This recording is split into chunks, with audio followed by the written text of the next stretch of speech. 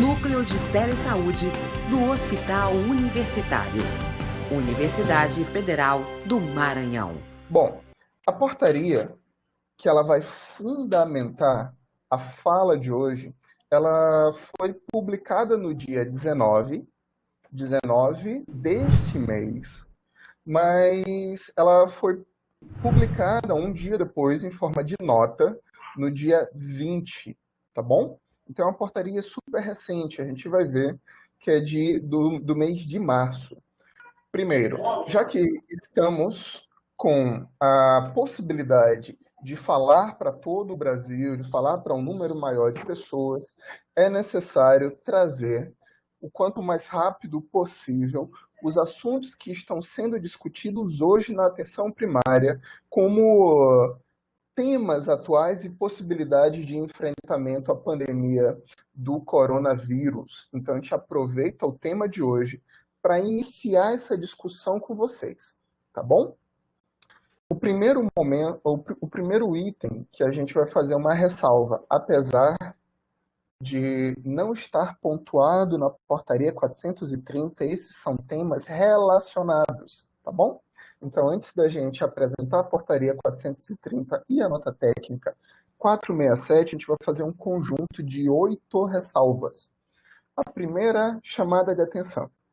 Até o momento, não há justificativa técnica, legal, institucional ou até mesmo científica que oriente ou incentive a paralisação ou suspensão de serviços na atenção primária à saúde. Muitos municípios perguntam se pode parar. Não deve parar, porque se a gente está em processo de enfrentamento à pandemia, é economicamente e estrategicamente inviável depender somente de atendimento hospitalar. É necessário que a atenção primária funcione bem, de forma resolutiva, tá bom? Segundo ponto, as atividades coletivas, por indicação do Ministério da Saúde, devem ser suspensas. Qual é o argumento? Para evitar aglomerações. A partir deste momento, deste argumento, o Ministério lançou as notas técnicas 10 e 14 de 2020, referente ao funcionamento das academias de saúde. Como nós sabemos, é uma estratégia da vigilância em saúde, a academia de saúde, mas que funciona no território. Então, quais são as possibilidades que nós vamos trazer para vocês? Primeiro, o Ministério da Saúde abriu a possibilidade que seja enviado um e-mail. Quem vai enviar esse e-mail? O município, para academiasaude@saude.gov.br, para que não haja suspensão do repasse deste recurso.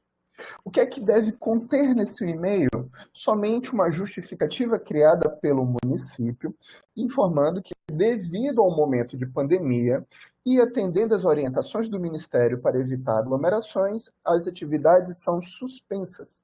O Ministério ele vai acolher esse e-mail, e isso está escrito nessas duas notas técnicas e na reportagem, que está lá no portal da PS, que não haverá atividades, mas o recurso será mantido, tá bom? Isso está como publicação do Ministério da Saúde. Vamos ver a próxima chamada de atenção.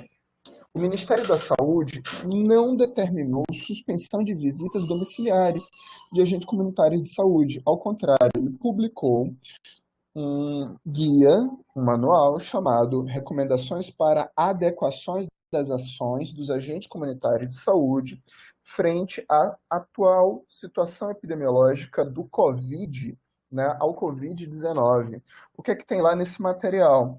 Que as visitas devem ser feitas mantendo a preocupação com o usuário e com o profissional, e que não será necessário adentrar nessa casa. A visita é feita na região próxima do domicílio, chamado peridomiciliar, tá bom?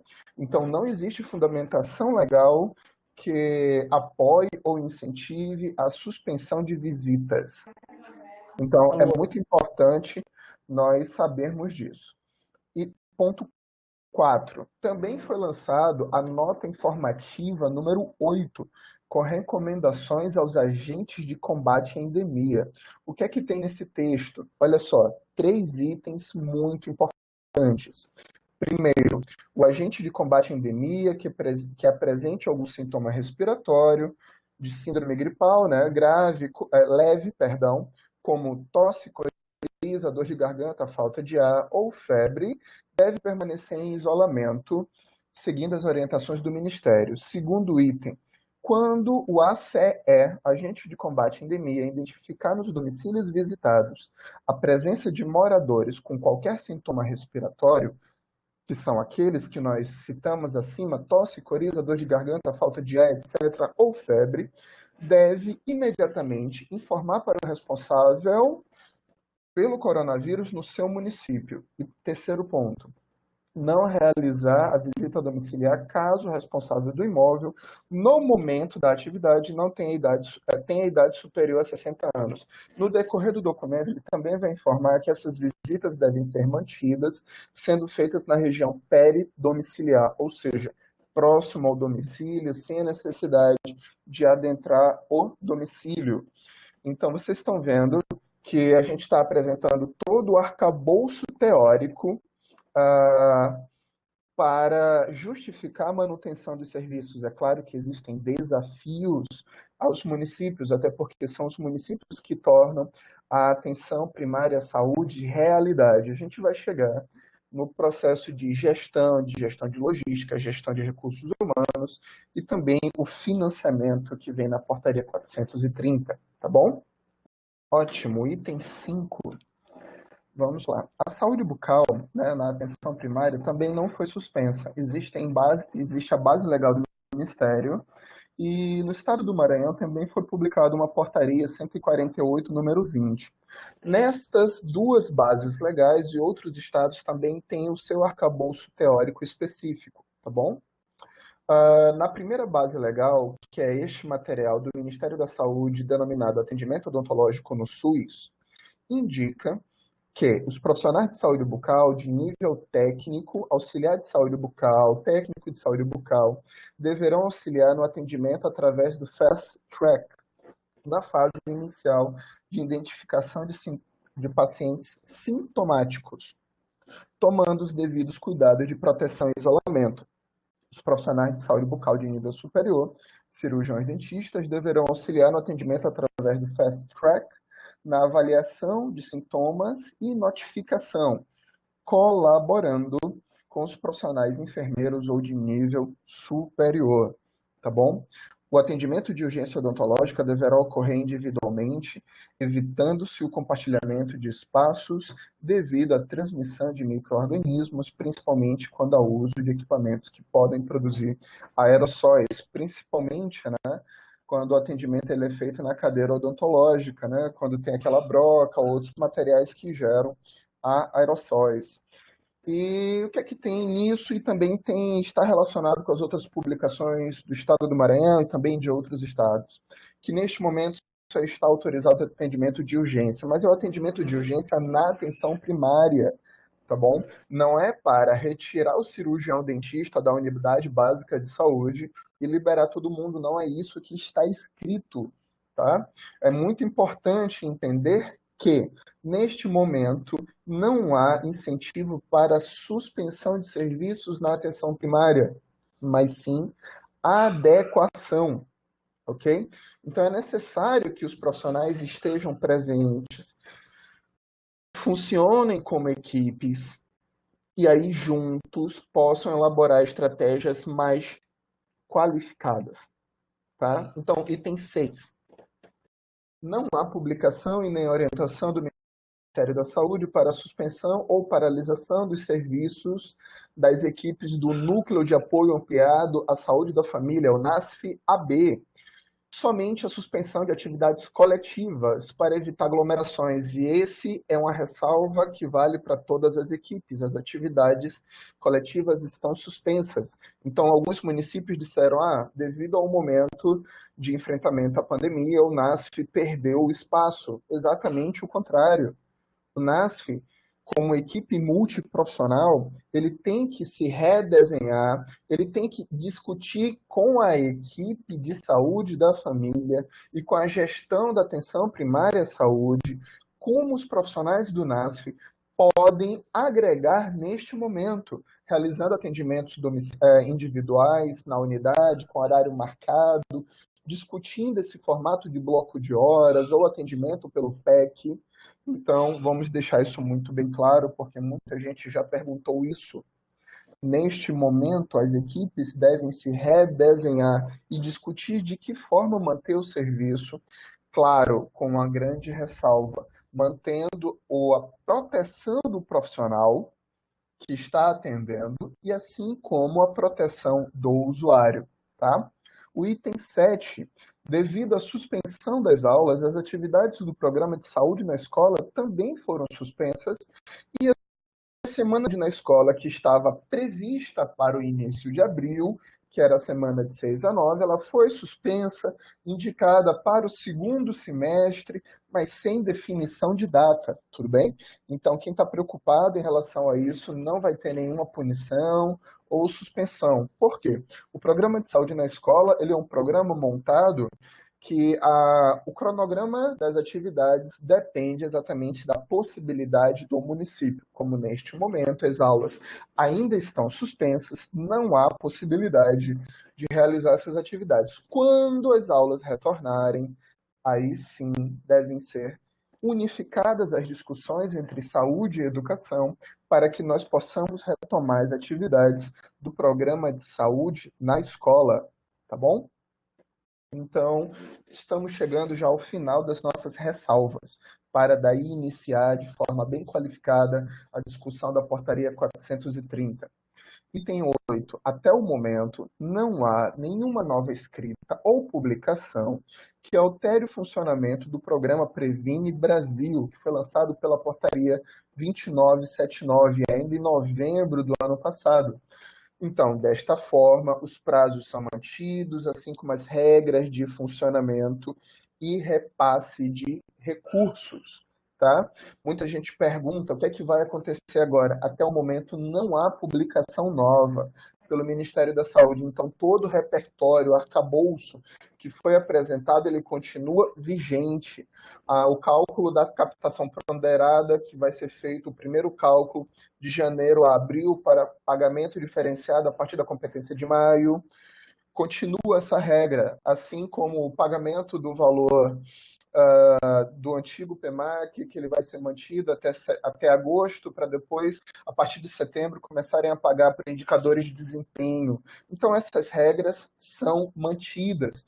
Vamos deixar isso muito bem claro a todos, tá?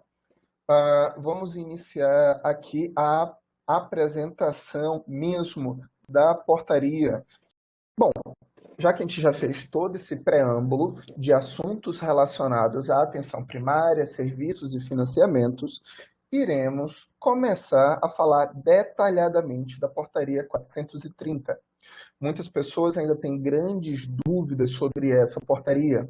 Essa portaria ela se destina exclusivamente ao funcionamento de unidades de saúde da família, unidades básicas de saúde, em horário estendido, nesse processo referente ao enfrentamento do Covid-19.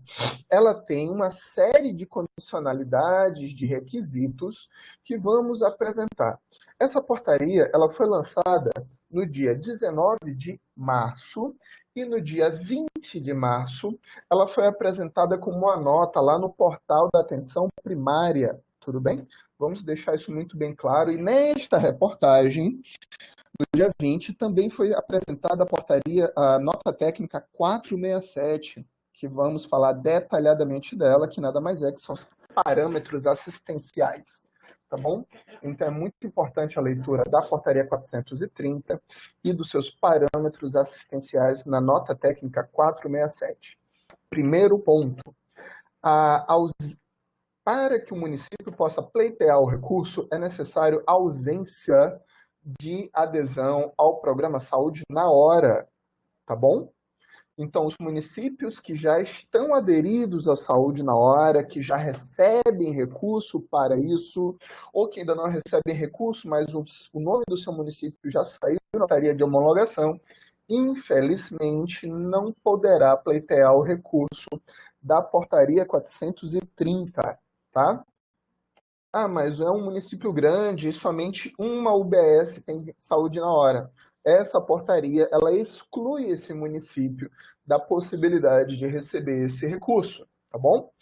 Essa portaria, ela funciona para unidades básicas de saúde que tenham ou pelo menos uma equipe de saúde da família ou de atenção primária credenciada. E como é que ela deve funcionar? Ela funciona para quem tem uma ou duas equipes de saúde da família. Quem tem uma equipe vai pleitear o recurso referente às 60 horas semanais. E quem tem duas equipes por unidade básica de saúde vai pleitear o recurso das 75 horas semanais.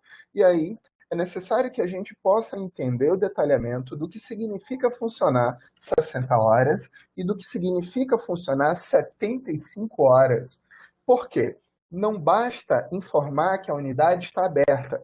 Existe um detalhamento de funcionamento ininterrupto durante 5 dias na semana e quem tem 75 horas vai funcionar, além disso, mais um bloco de 5 horas no período do sábado ou do domingo, tá? Mas além do funcionamento, existem outros requisitos. E a gente vai apresentar detalhadamente um por um, para que fique claro quais são as condições. Próximo requisito: é necessário que se cumpra os parâmetros assistenciais de consultas médicas e de enfermagem.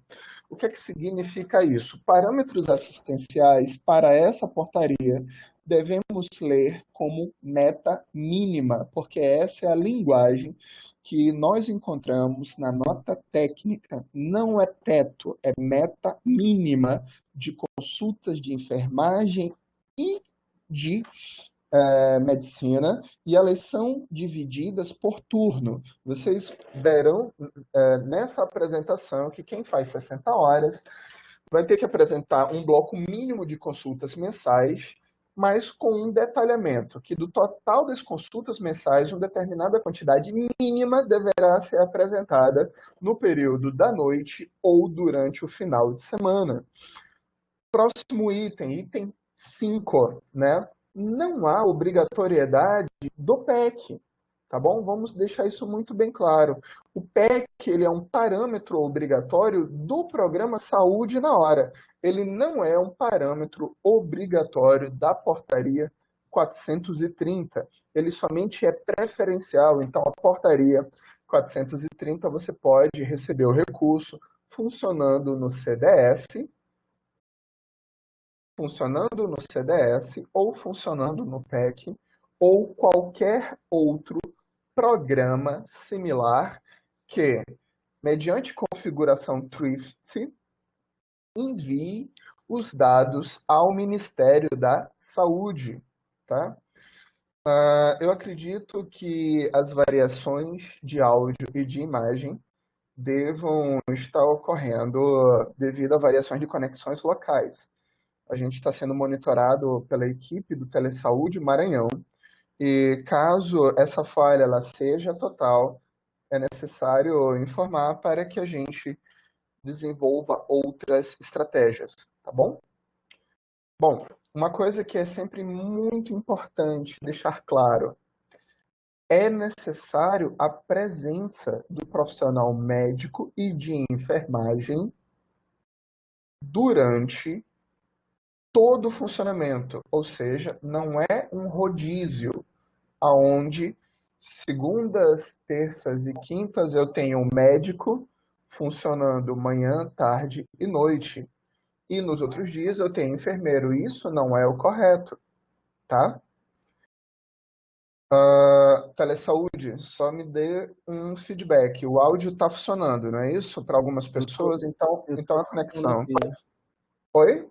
Eu tô testando normal e a apresentação também. Eu acho que deve ser alguma conexão às vezes desse probleminha, né, de áudio. Parece a apresentação, mas não aparece o áudio.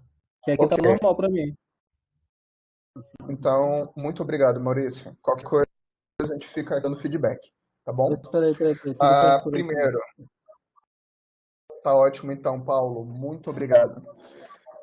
Então, o rodízio ele não é permitido. É necessário que haja a presença do profissional médico e o profissional de enfermagem durante os 3 turnos, para quem faz 60 horas de segunda a sexta. E para quem vai fazer 75 horas, vai ter que ter, além dos 3 turnos, manhã, tarde e noite, é necessário ter mais um bloco de 5 horas no sábado ou no domingo, tá bom? Outra coisa, isso é o ponto bom, é o item 2. Eu queria chamar a atenção de vocês para o item 2. As unidades que possuem apenas uma equipe de saúde poderá ampliar a composição do seu quadro da equipe mínima, ou seja, é possível o gestor contratar médico e enfermeiro para compor essa equipe com disponibilidade de 20 horas a atuação no SENES e inserir no SENES, tanto na unidade quanto na equipe, para que seja possível essa equipe atingir 60 horas e entregar não somente o funcionamento, mas também o cumprimento de metas. Então, vamos deixar muito importante esse item 2.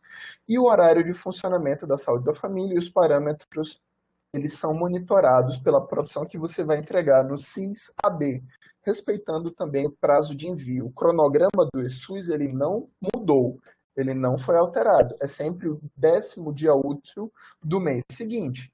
Agora vamos falar sobre os aspectos financeiros dessa portaria, ou seja, prazo de repasse, como isso vai funcionar, tá bom?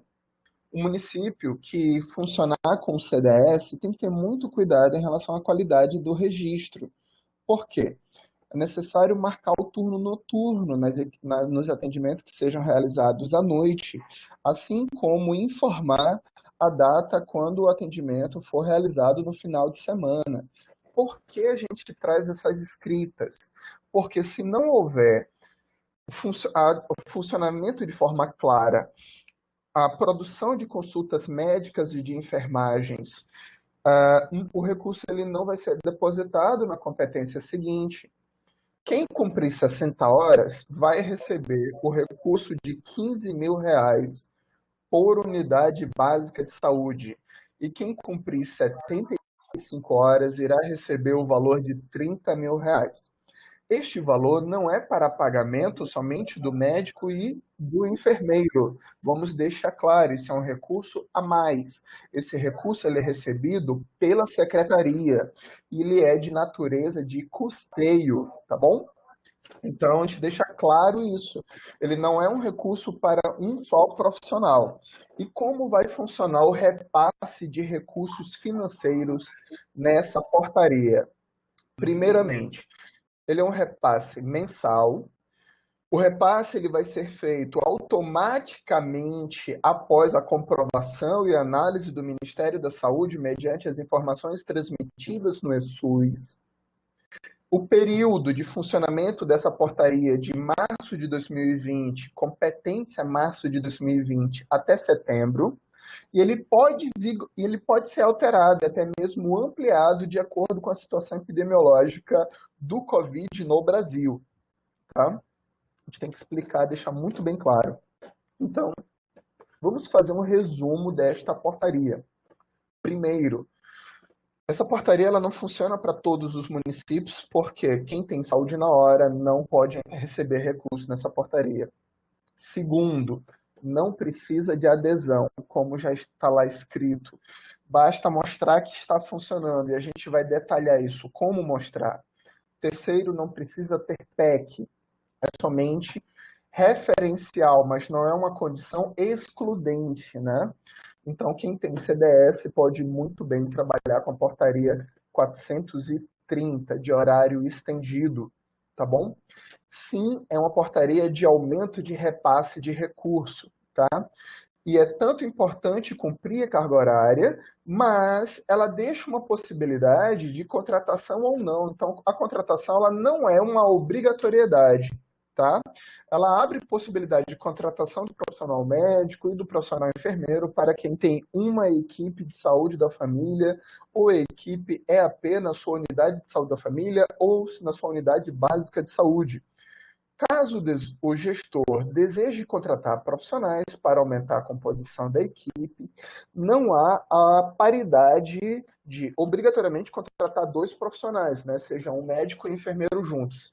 Não há esse detalhamento, tá bom? Então, outra coisa, é necessário que a gente faça essa discussão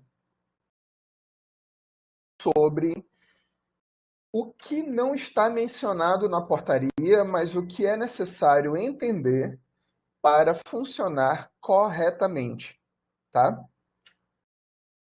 Vamos apresentar ponto a ponto, porque existe sim uma limitação de redação nessa portaria, ela deixa grandes brechas, ela não chega a detalhar o que o município deve fazer no SENES ou no ESUS para que seja admitido esses novos profissionais e até mesmo o funcionamento adequado para quem tem CDS, ou para quem tem PEC, ou para quem tem programa específico, tá bom?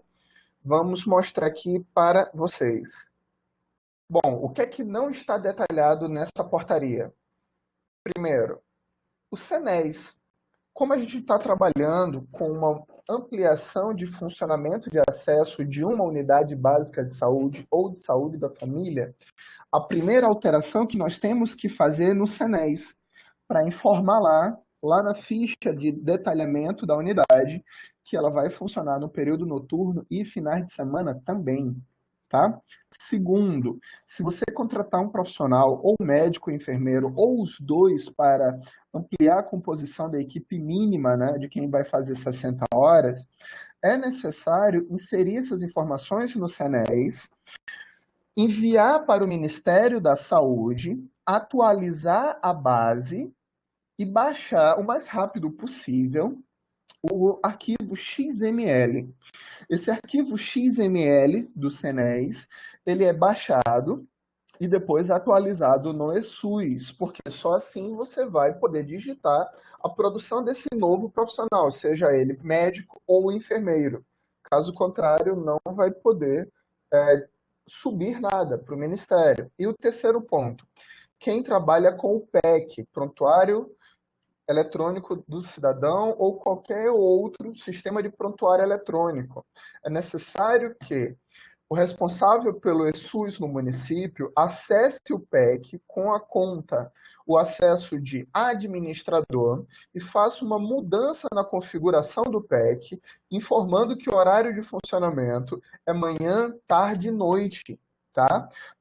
E final de semana, porque caso contrário, no momento do atendimento noturno, o PEC ele não vai aceitar agendar atendimento a partir das 18 horas. Tá? O PEC ele já vem com uma configuração padrão de abertura das 8 horas, fechamento às 12 e reinício de atendimento de 2 até as 18. Esse horário de funcionamento só é possível alterar com acesso administrador. É feita essas alterações, é salvo, e aí todos vocês podem registrar atendimentos à noite. Outra coisa, a portaria ela não cita o programa Mais Médicos pelo Brasil, mas ela também não exclui.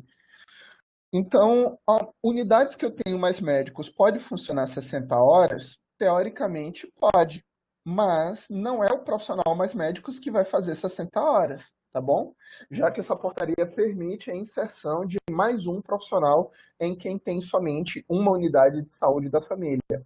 Quem tem duas equipes de saúde da família ou duas equipes de atenção primária, fica mais fácil, né, bater as 75 horas semanais. Vamos deixar isso muito bem claro.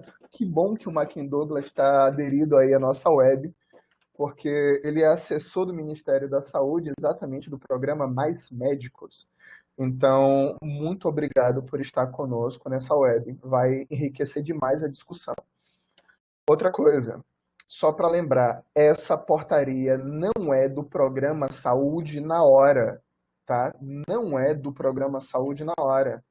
Tem. Porque o programa Saúde na Hora, que inclusive está acontecendo capacitações sobre isso, ele tem critérios específicos que são mais pesados, tal como ter PEC, ter laboratório, e isso pesa no funcionamento da unidade. Essa portaria que nós estamos trabalhando não é para quem tem saúde na hora, então os critérios são diferentes, a leitura é diferente, tá bom?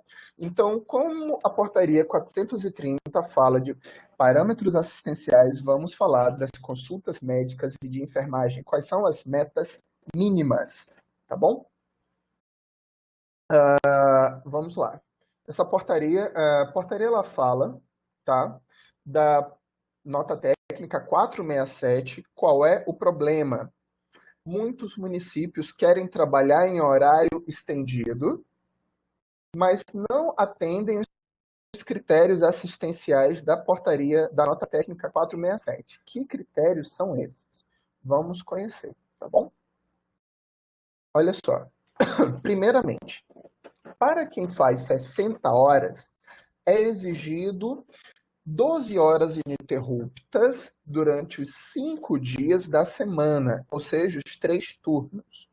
Ou 11 horas ininterruptas, mais 5 horas, ou no sábado ou no domingo. Para quem faz 75 horas, são exigidas 15 horas ininterruptas durante os 5 dias da semana, manhã, tarde e noite, ou 14 horas diárias ininterruptas, mais 5 dias, mais 5 horas, ou no sábado ou no domingo. Vocês estão vendo que tem essas duas diferenças, né? A segunda diferença é referente à produtividade, tá? Ou seja, o parâmetro mínimo de atendimento não é teto. Não, por favor, não entendam que seja teto. Vamos explicar como é que funciona isso? Primeiro, a meta ela é mensal. Então, para quem faz 60 horas, a meta é 504 consultas por mês por estabelecimento. Destas 504, 126 mínimas devem ser realizadas no período noturno, ou sábado, ou domingo.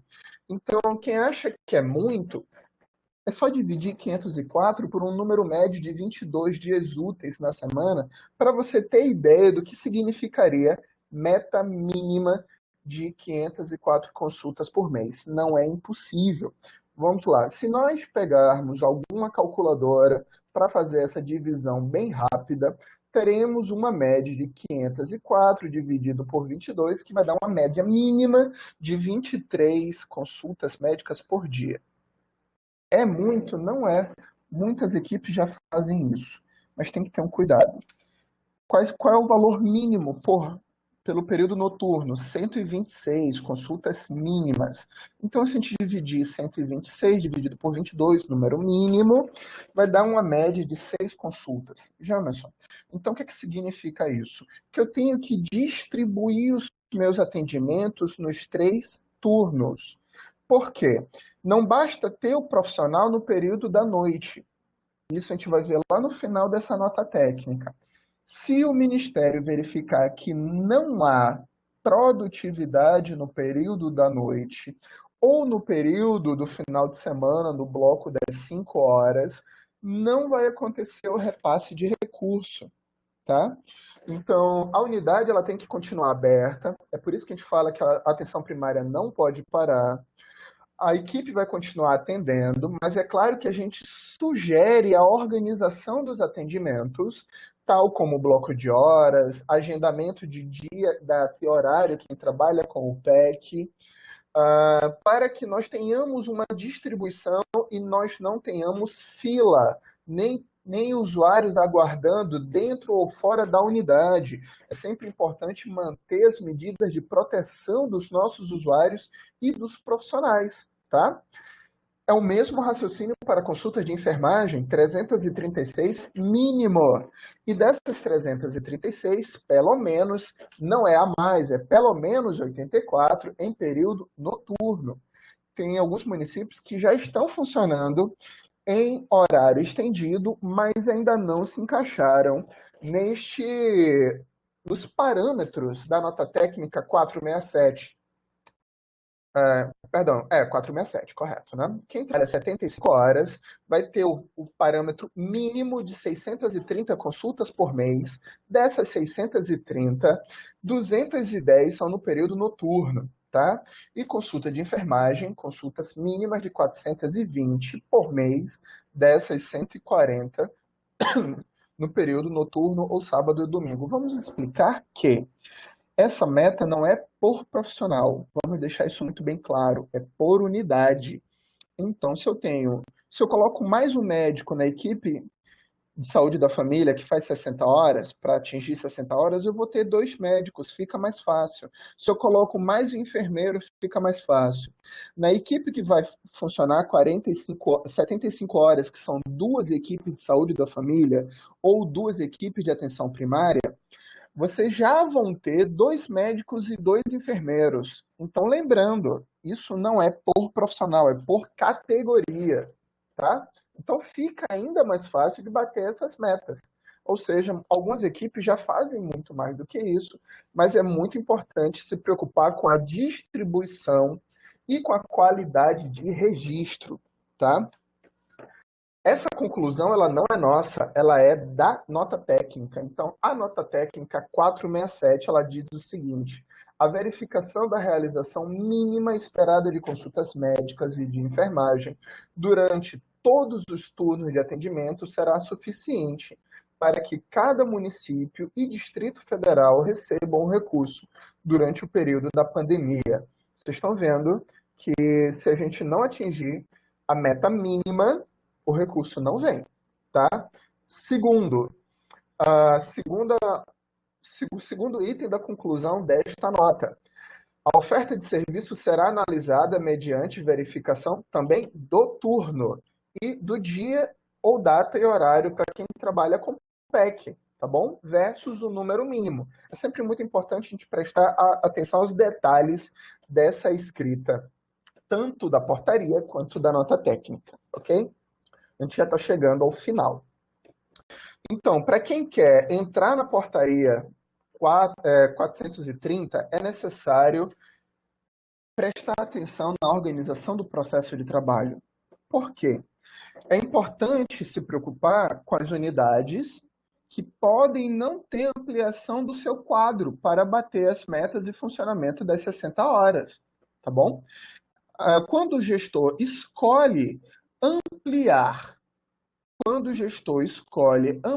a composição mínima da equipe de saúde da família ou da equipe de atenção primária que vai fazer as 60 horas, fica mais fácil. Mas não é uma obrigatoriedade, é uma possibilidade. Então é necessário perguntar para o médico, para o enfermeiro, caso eles concordem, como é que ficará esse funcionamento manhã, tarde e noite, de segunda a sexta, e produzindo, atendendo as metas. É algo extremamente cansativo, mas é permitido também pela portaria, tá?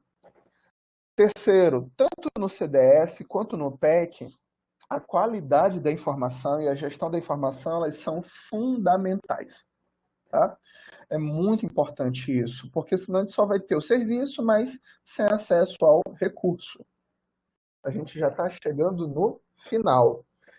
Próximo item para questionar. Se a unidade vai funcionar durante mais tempo, é necessário que o gestor de saúde esteja atento aos insumos e à logística suficiente para o funcionamento em horário estendido. Porque hoje nós temos municípios com dificuldade de gestão dos seus EPIs, tá? E a gente sabe que neste momento da pandemia, a preocupação com a proteção do usuário e do profissional são fundamentais para a qualidade de vida e para a manutenção dos serviços. Item 5. A sua equipe conhece e domina o manejo clínico do Covid, porque não basta colocar mais um médico, mais um enfermeiro, se eles não estiverem alinhados com o processo de trabalho da atenção primária e se eles não seguirem, se eles não conhecerem, se eles não dominarem o manejo clínico. O manejo clínico ele existe para que haja uma padronização no processo de cuidado. Não é para que a gente fique criando formas diferenciadas de atender pessoas com sinais e sintomas de síndrome gripal. É necessário seguir padrão e é isso que torna ciência. Fazer saúde tem que ser baseado em ciência, tá? Por último, é necessário alinhar o plano de contingência municipal com o fluxograma de cada município. Lembrem que se o seu município for trabalhar em horário estendido, é necessário que lá no plano de contingência também seja escrito que a partir de determinado momento,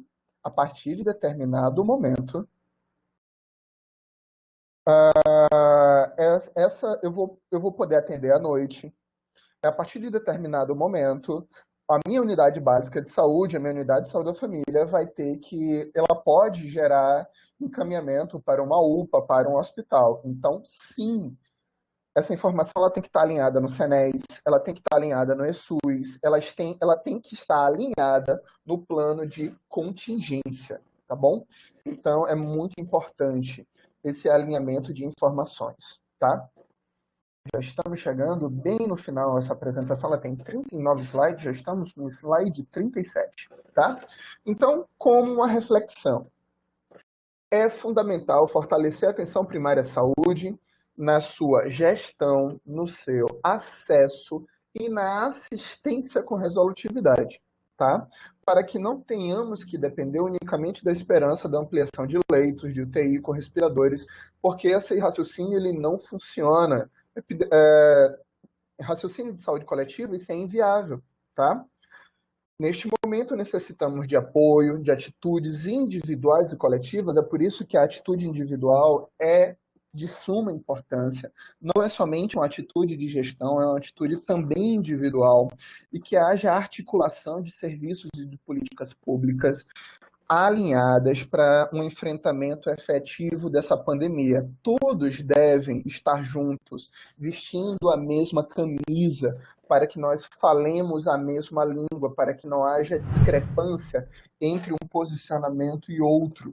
Então, no momento, eu agradeço a participação de todos e eu aproveito para repetir essa mensagem do Fique em Casa, para que lentificar, dificultar o avanço dessa epidemia mediante contato. Então, pessoas, por favor, fiquem em casa e deixem somente os profissionais que não podem parar funcionar, tá?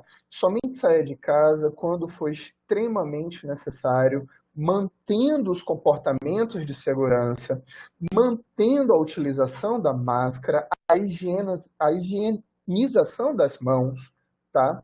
Para que os sistemas de saúde eles não se sobrecarreguem e que quando a pessoa, caso adoeça, possa ter acesso a atendimento tanto na atenção primária, quanto na média, quanto na alta, quanto na rede de urgência e emergência, para que haja vaga, tá bom?